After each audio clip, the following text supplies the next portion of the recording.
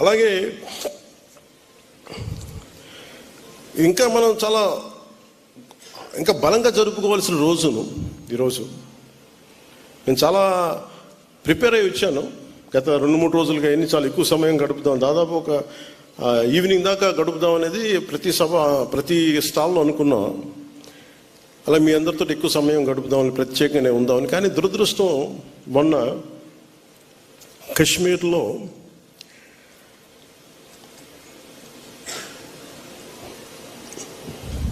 ప్రత్యేకించి టార్గెట్ చేసి మరి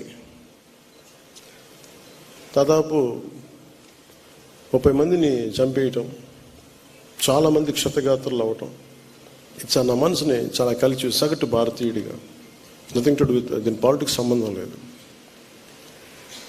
అది ఒక ఉగ్రవాది తోటా పేలితే కన్నీళ్లు భారతదేశం నలుమూల వస్తాయనడానికి మన రాష్ట్రం కూడా నిదర్శనం. ఎక్కడో వైజాగ్లో ఒక రిటైర్డ్ బ్యాంక్ ఎంప్లాయ్ ఆయన ప్రాణాలు కోల్పోయాడు. ఎక్కడో కావల్లో ఒక యువకుడు చనిపోయాడు. ఇది చాలా చాలా బాధ కలిగించింది మా అందరికీ, చాలామందితో పాటు నాకు బాధ కలిగించింది. అంటే గ్రామాలు should be a part of national integration. Panchayat should become a part of national integration. కశ్మీర్లో కావచ్చు, ఇంకో చోట కావచ్చు, ఎలాంటి జరిగినా గ్రామాల్లో ఉండేవాళ్ళు మాకు ఎందుకు, మా సంబంధం లేదనుకుంటారు. గ్రామాలు రాజకీయాలకు కావచ్చు, పొలిటికల్ పార్టీస్ కావచ్చు, కులాలకు కావచ్చు, వర్గాలకు కావచ్చు, దానికి ఫౌండేషన్ కింద కాకుండా జాతీయ సమగ్రతకి పట్టుకొమ్మల వాళ్ళు పంచాయతీలు. అంటే ఇది మీకు ఎక్కడ అయినా, ఎందుకంటే ప్రతి గ్రామం నుంచి ఎక్కడో చోట వస్తారు. ఎక్కడో శ్రీకాకుళంలో అత్యధికంగా ఉన్న ఒక పంచాయతీ నుంచిలో అత్యధికంగా సోల్జర్స్ వెళ్తారు అక్కడి నుంచి, ఒక పంచాయతీ నుంచి ప్రత్యేకించి. సో పంచాయతీలని ఎలా బలోపేతం చేయాలని ఒక ఉద్దేశంలో మొన్న ఆ సంఘటన జరిగిన తర్వాత దాని గురించి చాలా ఆలోచిస్తూ ఉంటే నాకు ఒకటే అనిపించింది. ఒక రాజకీయ నాయకుడు ఊరు లేదు, పేరు లేదు, ఉండదు, వాళ్ళ కుటుంబానికి తెలియచ్చు, కానీ ఆయన విగ్రహాలు పెట్టేస్తారు.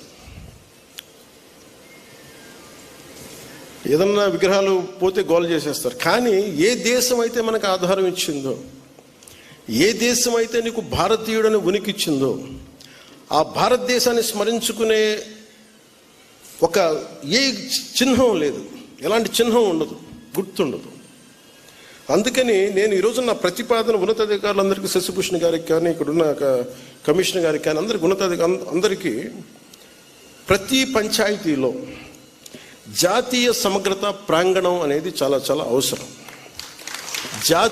దాంట్లో జాతీయ సమగ్రత స్తూపం,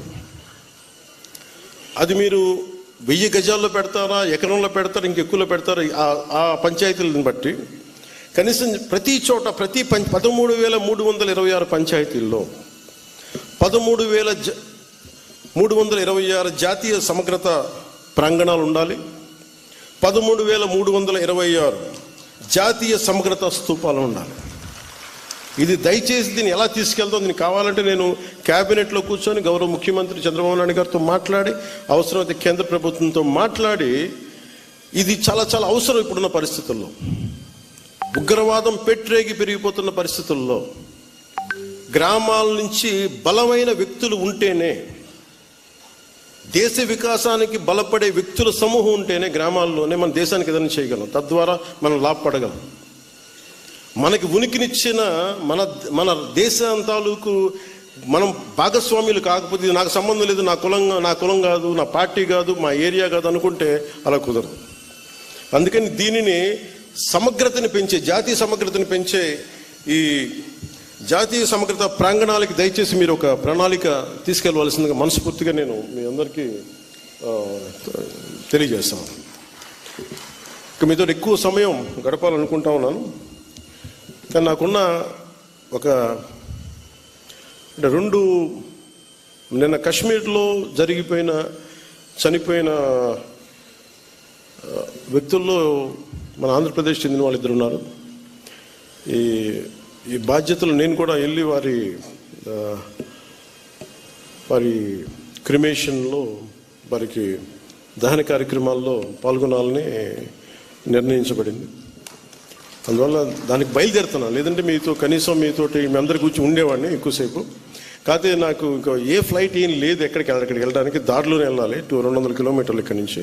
అందుకని ఇప్పుడు వెళ్తే కనీసం 3:30 కల్లా చేరుకుంటానని ఆశాభావంతో నేను ముందుకు వెళ్లాల్సి వస్తుంది.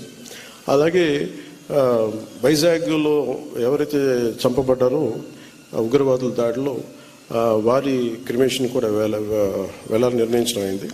అందువల్ల ఈ రెండింటికి వెళ్లాల్సింది కాబట్టి నాకు సెలవు ఇప్పించవలసిందిగా మీ అందరికీ మనస్ఫూర్తిగా కోరుకుంటున్నాను.